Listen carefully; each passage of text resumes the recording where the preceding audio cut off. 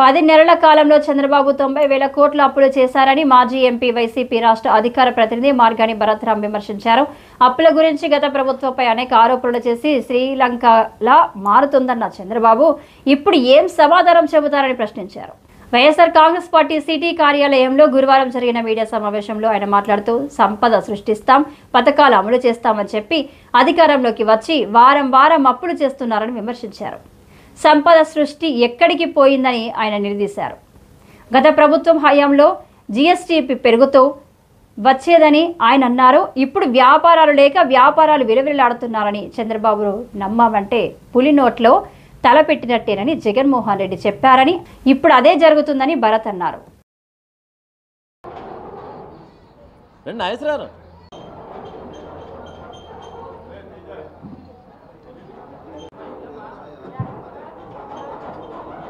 Shravan ready అమ్మా?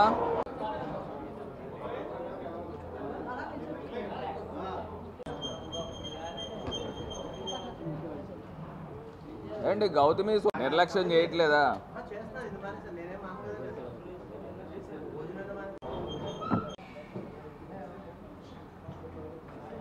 రెడీయా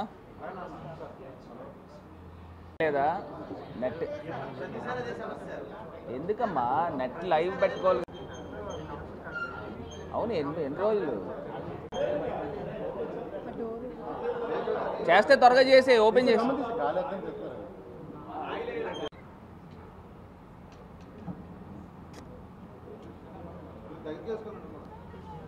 చంద్రబాబు నాయుడు గారు డైరెక్ట్గా అబద్ధం ఆడేస్తున్నారు. గోశాలలో గోవులు చనిపోయినాయి అని చెప్తా ఉన్నారు. ఆయనకు బాధ కలిగిందంట, జగన్మోహన్ రెడ్డి గారికి బాధ కలిగింది. మరి బాధ కలగదండి? నాకు అర్థం కావట్లా. మరి సనాతన ధర్మం ఏమైపోయిందని అడుగుతా ఉన్నా. సాక్షాత్తు ఎక్కడో కాదు, తిరుమల తిరుపతి దేవస్థానం మెయింటైన్ చేసే గోశాల అంటారు. ఏ జబ్బులు చేయవా, చనిపోవా అంటే ఇలాగ వందల కొద్ది గోవులు చనిపోతాయండి ఎక్కడైనా? మాకు తెలియదండి గోశాలలో ఎలా చనిపోతాయో. వృద్ధాప్యంలో ఉంటే ఇదిగోండి ఈ తాలూకా పరిస్థితులు కనబడుతున్నాయి. ఒకసారి పెట్టమ్మా, అన్నీ ఒకసారి అలా పెట్టు. ఇది అక్కడ ఉన్న గోవుల పరిస్థితి. అక్కడ కరెక్ట్గా గోశాలలో జరిగిన ఫొటోసే, తీసిన ఫొటోసే. కారణమైన మరి కనబడతా ఉన్నప్పుడు మరి ఆయన పవన్ కళ్యాణ్ గారు చెప్తా ఉన్నారు కదా, మరి ఆయన ఎందుకు స్పందించలేదని అడుగుతున్నా. దీనికంటే ఒక ఫుల్ స్టాప్ పెట్టాలి కదండి. ఇంత దారుణమా, ఇంత అన్యాయమా? దీనికి పూర్తి స్థాయిగా ఒక విజిలెన్స్ ఎంక్వైరీ చేయండి. దీనికి బాధ్యులు ఎవరు? ఖచ్చితంగా తిరుమల తిరుపతి దేవస్థానం బాడీ అవుతుంది. చైర్మన్తో పాటు అక్కడ ఉన్న సభ్యులందరూ అవుతారు. దాంతోపాటు ఈవో కూడా అవుతాడు.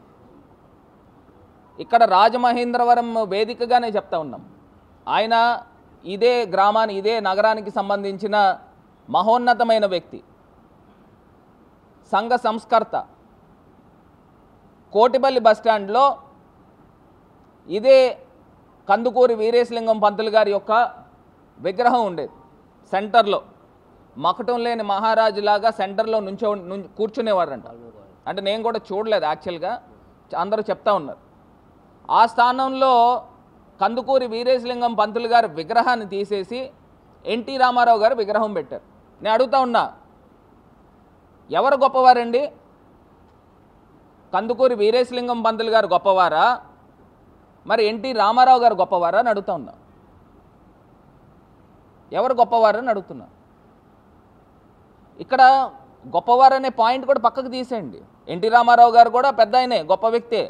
కాకపోతే కందుకూరి వీరేశలింగం పంతులు గారిని అగౌరవపరచడం ఎందుకో అని అడుగుతున్నా. ఈ తెలుగుదేశం పార్టీ నాయకులను అడుగుతా ఉన్నా.